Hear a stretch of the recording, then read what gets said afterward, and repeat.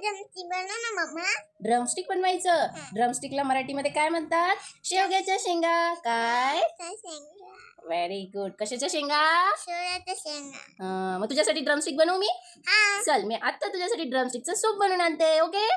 हे बघा, ह्या घेतल्या शेवग्याच्या शेंगा. मग आपण याचे तुकडे तुकडे करून घ्यायचे. मग असे त्याचे साल काढून घ्यायचे.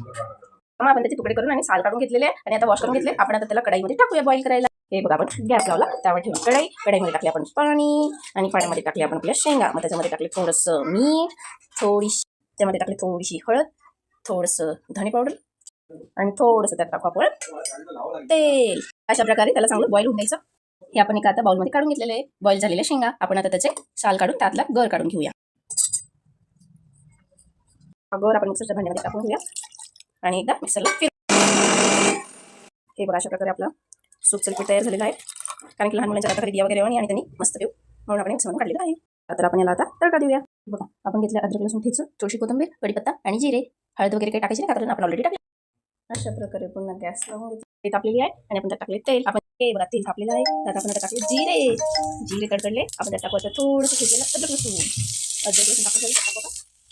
कढीपत्ता झालेला आपण त्यात टाकू कोथिंबीर. छान तडकून बघा, अशा प्रकारे झालं. आता आपण त्यात टाकू मिक्सर. Wow, yummy. आपल्याला खाण्याची उभारी घेऊया आणि शर्वितासाठी सर्व करूया.